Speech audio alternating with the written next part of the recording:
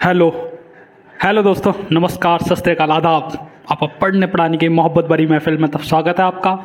और आज हम लेकर चले हैं राजनीतिक विज्ञान। राजनीतिक विज्ञान का अध्याय 2 जो आपके मोस्ट इम्पोर्टेंट मान सकते हैं। ये मोस्ट इम्पोर्टेंट वैसे नहीं था, लेकिन इसमें आज के इस दौर में जो टॉपिक ऐड हुए हैं उसकी वजह से ये आज अध्याय बहुत ज़्यादा महत्वपूर्ण हो चुका है। आज आप असल में जान पाओगे इस चैप्टर को पढ़ने के बाद कि आज के टाइम में हो रहा अफगान संकट, तालिबान संकट, इसका क्या आज से ही जुड़ाव है या प्राचीन में भी ऐसा कुछ रहा है। तो इस चैप्टर को कंप्लीट करने के पश्चात आप अफगान संकट को बहुत बेहतर तरीके से समझ पाओगे, आप स्वतंत्र राष्ट्रों के राष्ट्रकुल को समझ पाओगे, आप शॉक थेरेपी को समझ पाओगे, आप यह समझ पाओगे कि सोवियत संघ का विघटन किस प्रकार हुआ। इसके जो मेजर टॉपिक हैं वह सोवियत संघ का विघटन, समाजवादी विचारधारा, शॉक थेरेपी। इसके बाद आ जाता है भारत और रूस के यानी सोवियत संघ के संबंध, और संबंधों के बाद एक अहम कड़ी आती है अफगान संकट। क्या था अफगान संकट? फिर आएगा स्वतंत्र राष्ट्रों का कुल, और लास्ट में पढ़ना है हमें अरब स्प्रिंग। ये आपके महत्वपूर्ण जो 3 मैंने टॉपिक लास्ट में बताए, स्वतंत्र राष्ट्रों का कुल, अफगान संकट और तथा तीसरा बताया मैंने अरब स्प्रिंग। ये बहुत ज्यादा महत्वपूर्ण हो गए हैं आज के दौर में। तो हम यहां आपका जो अध्याय 2 है जिसका नाम है 2 ध्रुवीयता का अंत, आपके अध्याय का नाम है 2 ध्रुवीयता का अंत। ये 2 ध्रुवीयता होता क्या है? सबसे पहले तो हमें यह जानने की आवश्यकता है इस 2 ध्रुवीयता का अर्थ क्या है। तो हमें पता है 2 ध्रुवीयता का मतलब क्या है भाई। 2 ध्रुवीयता का मतलब है जब विश्व में 2 महाशक्तियां हो। महाशक्तियां कौन कौन सी थी? वो थी हमारी यूएसए एंड यूएसएसआर। ये 2 महाशक्तियां थी, यूएसए और यूएसएसआर। इनके कारण ही कहा जाता था कि विश्व जो है वो 2 ध्रुवीय है। परंतु जिस समय के पश्चात सोवियत संघ का विघटन हो गया, सोवियत संघ के विघटन होने के पश्चात आपका जो 2 ध्रुवीयता है वह खत्म हो गई और विश्व रह गया मात्र एक ध्रुवीय। एक ध्रुवीय विश्व की बहुत सारी विशेषताएं होंगी और उन विशेषताओं के बहुत सारे प्रभाव भी नजर आएंगे आपको। इसमें क्या है, पूछता है कि विश्व जो 2 ध्रुवीय हुआ तब क्या प्रभाव पड़ा। हम जान चुके हैं विश्व के 2 ध्रुवीय का प्रभाव क्या पड़ा कि विश्व में पूरे में शीत युद्ध का दौर प्रारंभ हो गया। शीत युद्ध के दौर के प्रारंभ के साथ साथ यहां शुरुआत हुई हथियारों की होड़ की, एक दूसरे से आगे निकलने की विचारधारा, एक दूसरे को टक्कर देने की विचारधारा, अपने गुट को बढ़ाने की विचारधारा, नई नई हथियारों को बनाने की विचारधारा। लोगों ने इतने परमाणु हथियार बनाना प्रारंभ कर दिए कि मानो विश्व में संकट के बादल छा गए। ये सब था 2 ध्रुवीय था। परंतु जिस समय सोवियत संघ का विघटन होगा उसके पश्चात ही आपका विश्व हो जाएगा एक ध्रुवीय। तो हम लेकर चलते हैं सोवियत संघ को। हमारा जो इस अध्याय का प्रमुख केंद्र बिंदु है उसका है आपका सोवियत संघ। आपका जो अध्याय का मुख्य केंद्र बिंदु है उसका नाम है सोवियत संघ। ठीक, सोवियत संघ का अगर हम पूरा नाम देखें तो इसका नाम था यूएसएसआर। यूएसएसआर का मतलब क्या है? यूनाइटेड स्टेट्स ऑफ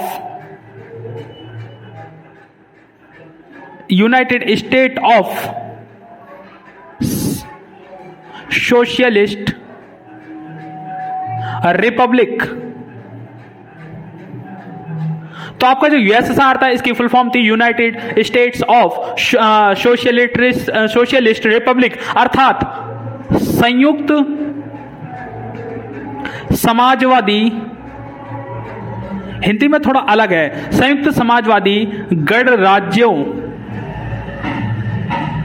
का संघ। आपसे पूछता है कि सोवियत संघ, यानी आपसे पूछेगा यूएसएसआर की फुल फॉर्म क्या है, तो United states of socialist Republic इसकी फुल फॉर्म थी। कहता है इसकी स्थापना कैसे हुई, तो आपको याद रखना इसकी स्थापना आती है 1917 में। देखो 1917 में क्या था, एक नेता था जिसका नाम था लेनिन। देखिए लेनिन जो था उस समय जो आज वर्तमान रूस है उसका नेता था लेनिन। जो लेनिन था इसके नेतृत्व में एक क्रांति हुई, इसके नेतृत्व में एक समाजवादी क्रांति हुई। उस समाजवादी क्रांति के पश्चात यह कहलाया सोवियत संघ। तो कुछ कहता है, आपसे पूछेगा सोवियत संघ की स्थापना कैसे हुई। सोवियत संघ की स्थापना का कारण है कि 1917 में लेनिन के नेतृत्व में एक क्रांति हुई। इस क्रांति को भी एक नाम दिया जाता है, इसका नाम है रूसी क्रांति।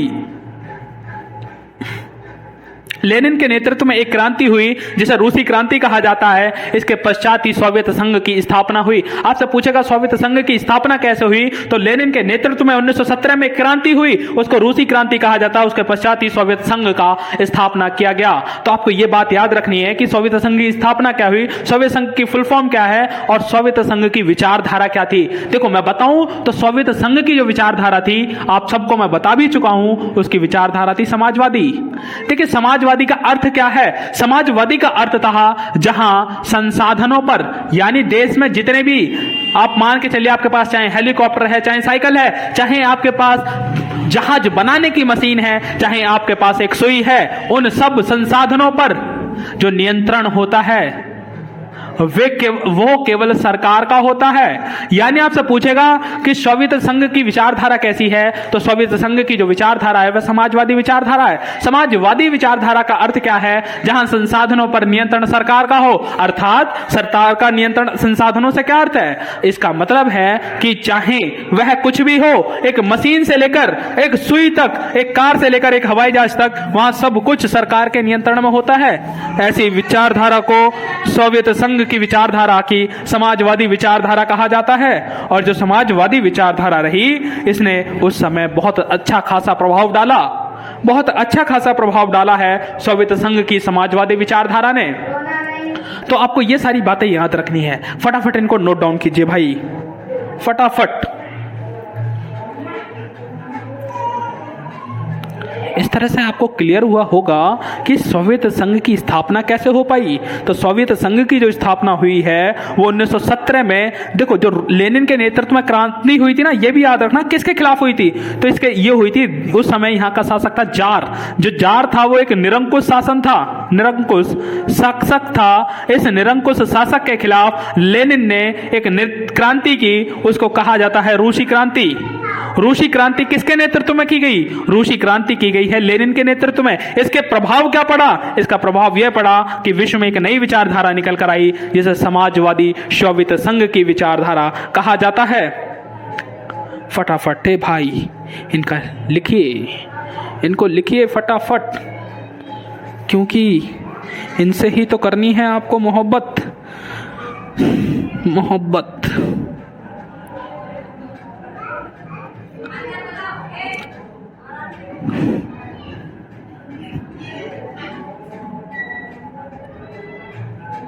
कर लिया नोट भाई, कर लो आई थिंक आपने। अरे यार तुमने भाई बंद रखो इसे, ठीक है ना, ना वो सब टाइम आने पर मैं करवा दूंगा ना। नहीं अब वीडियो हो जाए फिर उसके बाद देखता हूँ, ठीक। चलो भाई आपने ये लिख लिया होगा कि सोवियत संघ की विचारधारा कैसी है, समाजवादी विचारधारा है, संसाधनों पर नियंत्रण सरकार का रहता है, वैसी विचारधारा को सोवियत संघ की विचारधारा कहते हैं भाई, ठीक है। और समाजवादी विचारधारा का अर्थ क्या होता है, मैंने संसाधनों पर सरकार का नियंत्रण है। उसके साथ साथ मैंने बताया यूएसएसआर की फुल फॉर्म क्या है, उसके साथ बताया यूएसएसआर की स्थापना कैसे की गई, ये सारी बातें आपने जानी है। अब देखिए आप यहां से महत्वपूर्ण बात यह होगी कि इस समाजवादी विचारधारा के, यानी आप देखिए सोवियत संघ की विशेषताएं क्या हैं। विशेषताओं की बात की जाए तो आपको मोटी मोटी 2-3 विशेषताओं को याद रखना है। देखो जहां जब सरकार का सब कुछ नियंत्रण है, सरकार के जब सब कुछ नियंत्रण में है, तब क्या यहां देखो सरकार के सब कुछ नियंत्रण में और सरकार सबके लिए भले का काम करती है, सबको रोजगार दिलाने की बात करती है। यानी यहां जो बेरोजगारी है, बेरोजगारी होगी बहुत कम, यानी यहां बेरोजगारी ना के बराबर होगी, बल्कि हम कहें यहां बेरोजगारी होगी ही नहीं, क्योंकि सरकार सबको रोजगार दिलाने का काम करेगी। दूसरी बात क्या है, यहां आर्थिक असमानता बहुत कम होगी।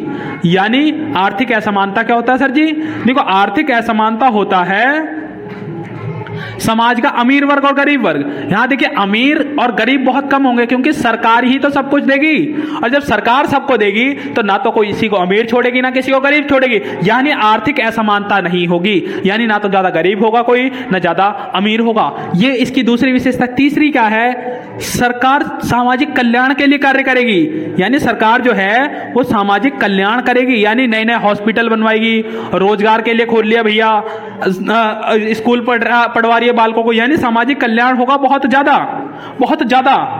अब चौथा देखिए, देखो यहां ना तो बेरोजगारी होगी ना आर्थिक असमानता होगी, यहां सामाजिक कल्याण बहुत ज्यादा किया जाएगा। यहां जो संसाधन है, संसाधनों को बराबर बांटा जाएगा। ये लगभग आपका पॉइंट सेम है। आर्थिक असमानता आय के संदर्भ में मानी जाती है कि आय, आर्थिक असमानता का मतलब क्या, अमीर ना तो यहां कोई अमीर वर्ग होगा ज्यादा ना गरीब वर्ग होगा। और यहां संसाधनों का बंटवारे का मतलब क्या है, सरकार सबके लिए संसाधनों को इस प्रकार बांटेगी ताकि अर्थव्यवस्था में सभी वर्गों में समानता बनी रहे। तो ये आपकी मोटी मोटी बेरोजगार मतलब इसकी विशेषताएं हैं। देखो यहां अगर माने तो सरकार क्या करेगी, सरकार के द्वारा शिक्षा, स्वास्थ्य, ये सब कुछ उपलब्ध कराया जाएगा। सरकार द्वारा ही शिक्षा को, स्वास्थ्य को बढ़ावा दिया जाएगा, बेरोजगारी को कम किया जाएगा, अमीर और गरीब की खाई को कम किया जाएगा, सामाजिक कल्याण अधिक किया जाएगा। ये सारी विशेषताएं थी सोवियत संघ की। अब हम करेंगे सोवियत संघ की विशेषताएं हैं इसकी विचारधारा की। इसकी ओनली क्या है, ये केवल समाजवादी विचारधारा की विशेषताएं हैं। और हम आए तो सोवियत संघ की और विचारधारा की विशेषताएं क्या होंगी। देखो सोवियत संघ की अगर हम विचारधारा की बात करें तो उसकी समाजवादी विचारधारा है, और ये सारे लाभ होते हैं समाजवादी विचारधारा के। समाजवादी विचारधारा के ये सभी लाभ हैं। अगर हमसे पूछा जाए सोवियत संघ की विचारधारा क्या है, मतलब सोवियत संघ की विशेषता क्या है, तो हम यहां पर आते हैं। देखो इस समय सोवियत संघ के पास, सोवियत संघ की विश्व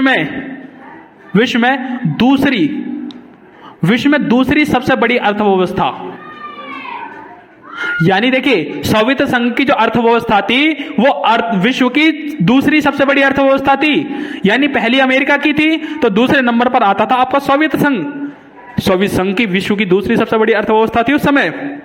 दूसरा, विश्व की दूसरी सबसे बड़ी महाशक्ति, विश्व की दूसरी महाशक्ति है। ठीक है भाई, सोवियत संघ जो है सबसे बड़ी दूसरी अर्थव्यवस्था है, विश्व में सबसे बड़ी दूसरी महाशक्ति है। तीसरी अगर हम बात करें तो विश्व में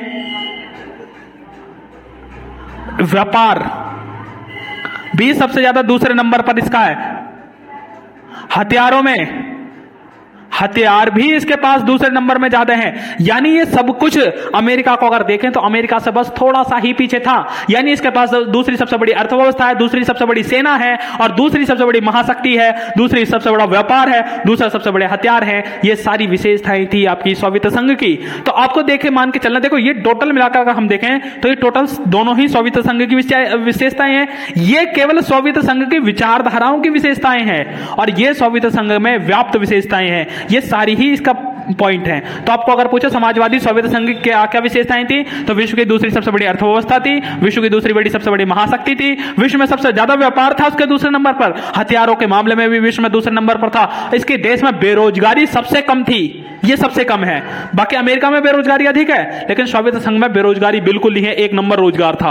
आर्थिक असमानता बिल्कुल नहीं थी, यहां ना तो अमीर वर्ग था ना गरीब वर्ग था, बल्कि अमेरिका में अमीर और गरीब की खाई बहुत ज्यादा थी, ये इसकी मुख्य विशेषता थी। तीसरी क्या, यहां सब कुछ सरकार सामाजिक कल्याण के लिए कार्य करती थी, लेकिन अमेरिका सामाजिक कल्याण के लिए नहीं बल्कि लाभ के लिए काम करता था, और संसाधनों को सभी वर्गों में यहां बराबर बांटा जाता था। वहां अमेरिका में अमीर वर्ग के पास संसाधन अधिक और गरीब देशों के पास संसाधन कम होते थे, यानी गरीब व्यक्तियों के पास संसाधन कम होते। यहां सरकार के द्वारा शिक्षा स्वास्थ्य उपलब्ध कराया जाता था, वहां निजी अस्पतालों के द्वारा उपलब्ध कराया जाता था। ये सारी विशेषताएं हैं सोवियत संघ की। I hope you understand very well, and फटाफट नोट डाउन कीजिए से भाई साहब, जल्दी नोट डाउन कीजिए, जल्दी, हमने कहा जल्दी,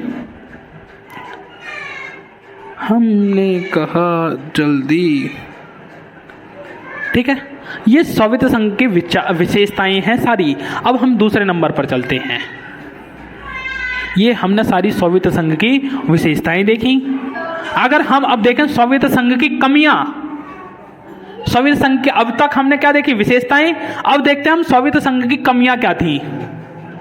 देखो कमियां ये थी, सबसे पहला ये इसने संसाधनों का दुरुपयोग किया।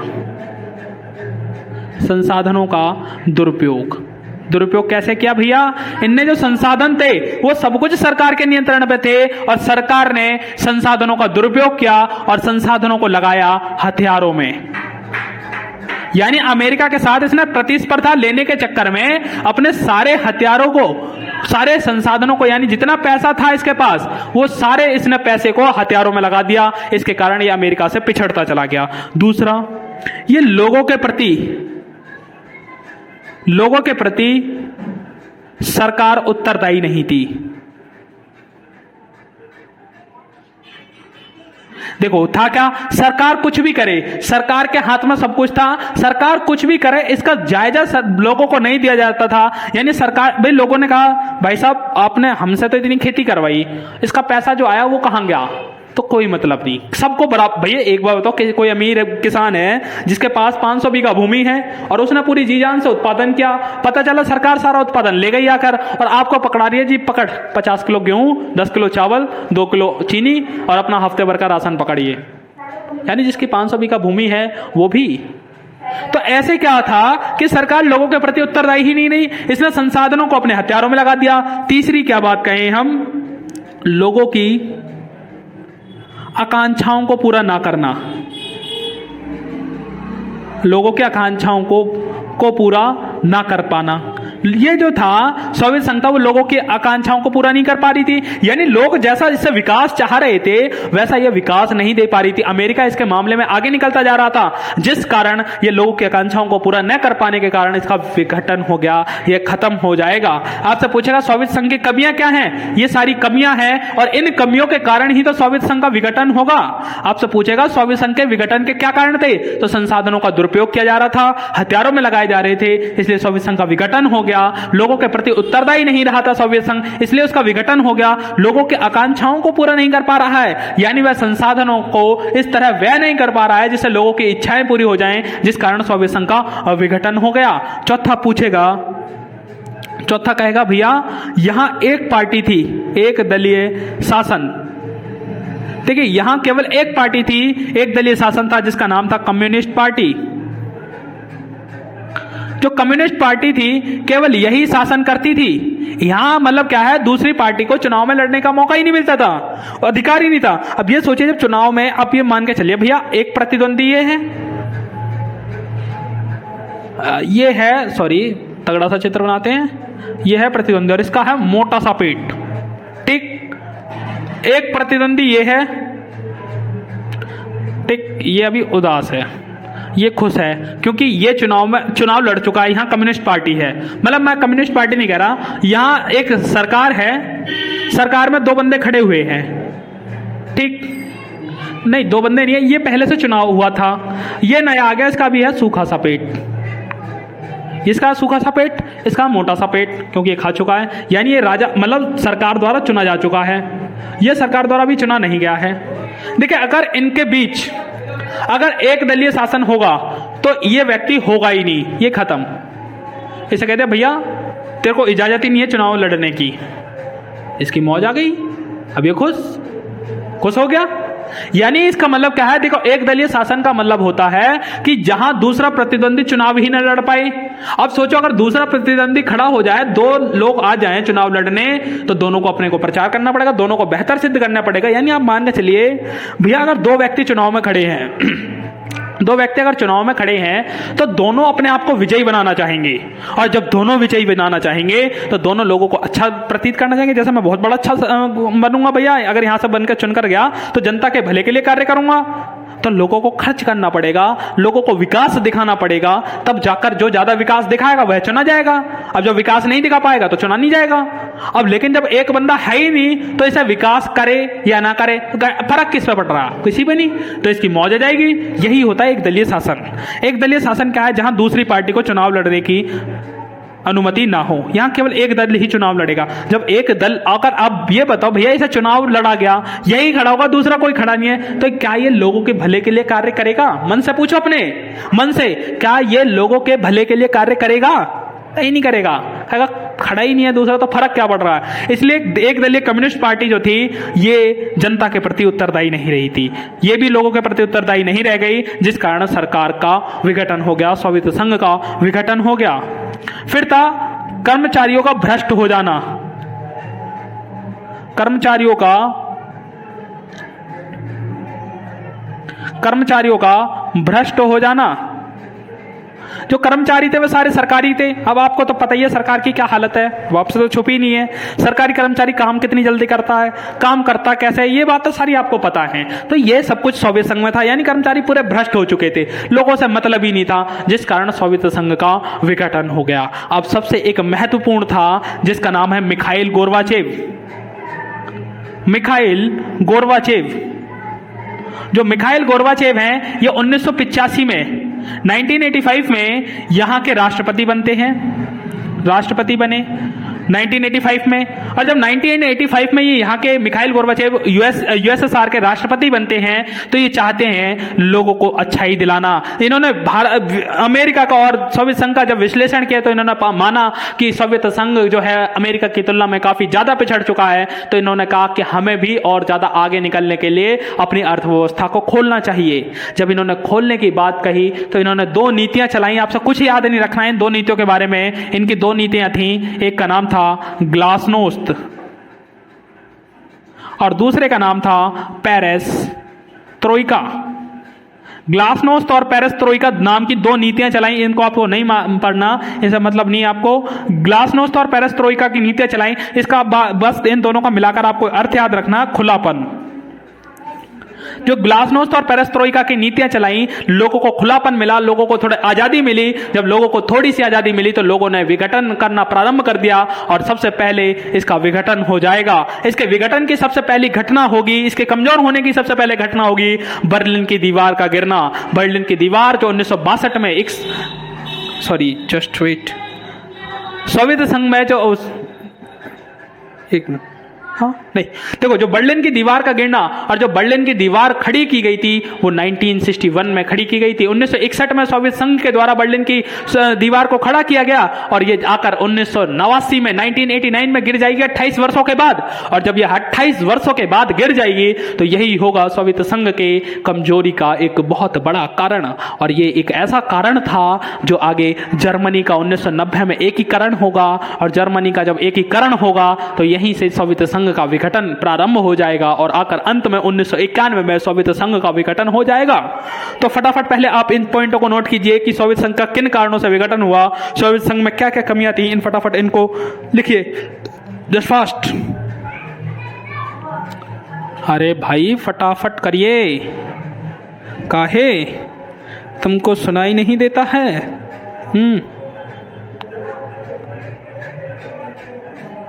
प्यार नहीं हो जाएगा।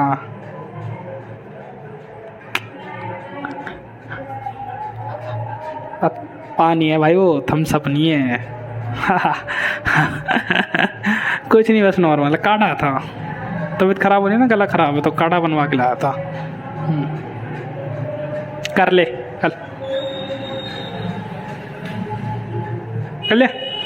कर ले भाई फटाफट। आप भी वीडियो को रोक के कर लेना फटाफट। आप साथ में भी लिखते रहिए, जैसा हमारे भाई साहब बैठे हैं यहाँ वो लिखते रहते हैं, आपको भी साथ में लिखना चाहिए। जब आप साथ में लिखोगे तो बहुत ज़्यादा फायदा होगा इसका। ठीक है, आपको पता चला सोवियत संघ की क्या कमियां हैं जिसके कारण सोवियत संघ का विघटन हो जाएगा। तो हम आगे चलते हैं 1991 में। पहले 1991 से पहले चलते हैं हम बर्लिन की दीवार को थोड़ा समझें। देखो जो बर्लिन की दीवार थी, बर्लिन की दीवार कारण क्या हुआ? जब सोवियत संघ और इनके बीच थोड़ा विवाद उत्पन्न हुआ तो ये मान के चलिए एक जर्मनी है, ठीक, जर्मनी को यहाँ 2800 किलोमीटर की दीवार के अंदर थी, यहां पर ये दीवार लगा दी गई, इसको नाम दिया गया बर्लिन की दीवार। जो बर्लिन की दीवार थी ये पूरब और पश्चिम को अलग करने के लिए थी। अब आपको पता पूर्वी खेमा सोवियत संघ को कहा जाता है और पश्चिमी खेमा अमेरिका को कहा जाता है। और बर्लिन की दीवार ही तो है, क्या है, दो ध्रुवीयता का प्रतीक। दो ध्रुवीयता का प्रतीक क्या है?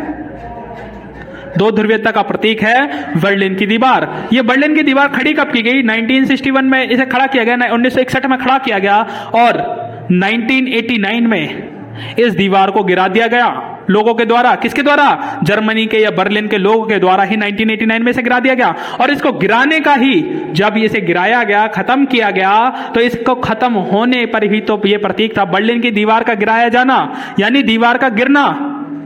दीवार का गिरना ही तो प्रतीक है। किसका? दीवार का गिरना जो प्रतीक है वह है आपका एक ध्रुवीयता का।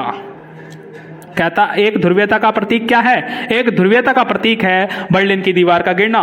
देखो कहता बर्लिन की दीवार का किसका प्रतीक थी? तो दो ध्रुवीयता, बर्लिन की दीवार का बनाया जाना दो ध्रुवीयता का प्रतीक थी, पूर्व और पश्चिम का बटे जाना का। बर्लिन की दीवार बनाई कब गई? 1961 में बनाई गई। बर्लिन की दीवार गिराई कब गई? तो बर्लिन की दीवार जो गिराई गई 1989 में गिराई गई। आपसे पूछेगा बर्लिन की दीवार का गिरना किसका प्रतीक था? तो बर्लिन की दीवार का गिरना ही तो एक ध्रुवीयता का प्रतीक था, क्योंकि बर्लिन की दीवार के गिरने के साथ ही माना गया सोवियत संघ का विघटन हो जाएगा। और विघटन होने के पश्चात जो अमेरिका है वो केवल एक महाशक्ति बनकर रह जाएगा।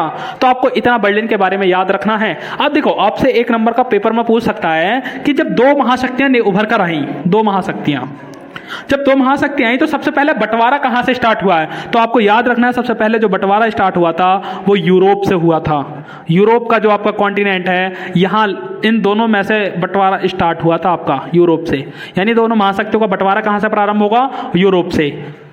ठीक है। जब बर्लिन की दीवार 1899 में गिराई गई तो 1990 में आकर 1990 में हो जाएगा जर्मनी का एकीकरण। जर्मनी का एकीकरण, एकीकरण का मतलब क्या है? जो अभी तक दो भागों में बटा हुआ था खत्म हो जाएगा और जर्मनी एक हो जाएगा। और जर्मनी की ही तो राजधानी है बर्लिन। जर्मनी की ही तो राजधानी है आपकी बर्लिन। बर्लिन, फटाफट लिखिए इस चीज को, फटाफट, लेट्स फास्ट। हे भाई फटाफट लिखिए भाई, काहे इतना टाइम लगाते हो तुम? ठीक है।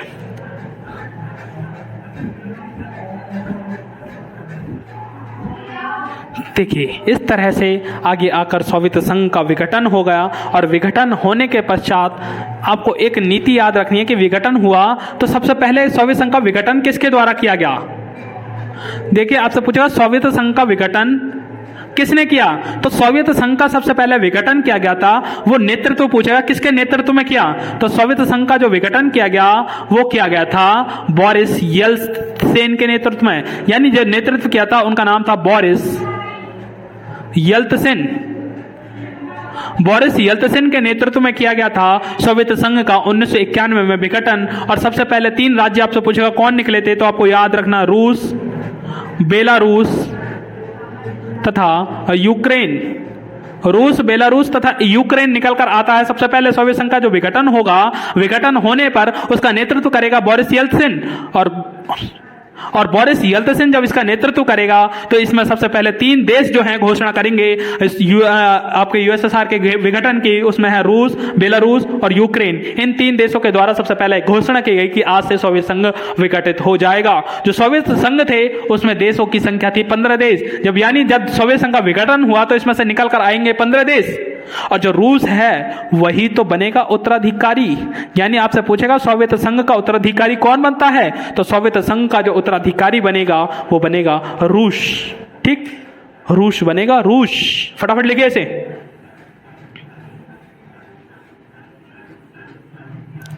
देखिए पूछता है, कहता है कि जब सोवियत संघ का विघटन हो गया, सोवियत संघ के विघटन के परिणाम क्या पड़े? यानी सोवियत संघ जो विघटन हो गया तो विघटन के परिणाम क्या पड़ेंगे विश्व पर? देखिए परिणाम क्या पड़ेंगे। पहला परिणाम पड़ेगा हथियारों की होड़ की समाप्ति। यानी हथियारों की होड़ से भी पहले लेते हैं शीत युद्ध की समाप्ति। यानी सोवियत संघ के खत्म होते ही शीत युद्ध समाप्त। और जब शीत युद्ध समाप्त हो गया तो हथियार की होड़ भी समाप्त हो गई। हथियार की होड़ समाप्त। आज जब हथियार की होड़ समाप्त हो गई तो क्या हो गया? विश्व में केवल एक महाशक्ति बच गया। विश्व की एक महाशक्ति बचा जिसका नाम था अमेरिका। विश्व की एक महाशक्ति बचा अमेरिका, यानी अमेरिका एकमात्र महाशक्ति बच गया। और पांचवा अगर हम देखें, सॉरी तीसरा चौथा अगर हम देखें तो रूस उसका उत्तराधिकारी बना, रूस बना उत्तराधिकारी। ये सारी इसके विघटन के परिणाम नजर आएंगे। शीत युद्ध की समाप्ति, हथियारों की होड़ की समाप्ति, विश्व की महाशक्ति का रूस बना विश्व की महाशक्ति एक केवल यूएसए का बनना और रूस का बनना उसका उत्तराधिकारी, ये सारे विघटन के परिणाम पड़ेंगे सोवियत संघ के। आपसे थोड़ा सा आपको याद रखना है, यहीं से निकल कर आती है आपकी शॉक थेरेपी। आपसे पूछता है, इसे मैं मिटा देता हूं, आपसे पूछेगा कि शॉक थेरेपी क्या था। हेडिंग डालिए अपनी बुक चैप्टर में, कॉपी में, पैम्पलेट पर, पेज पर, लाइन में, बता दूं घर। अब शॉक थेरेपी पूछता, शॉक थेरेपी था क्या?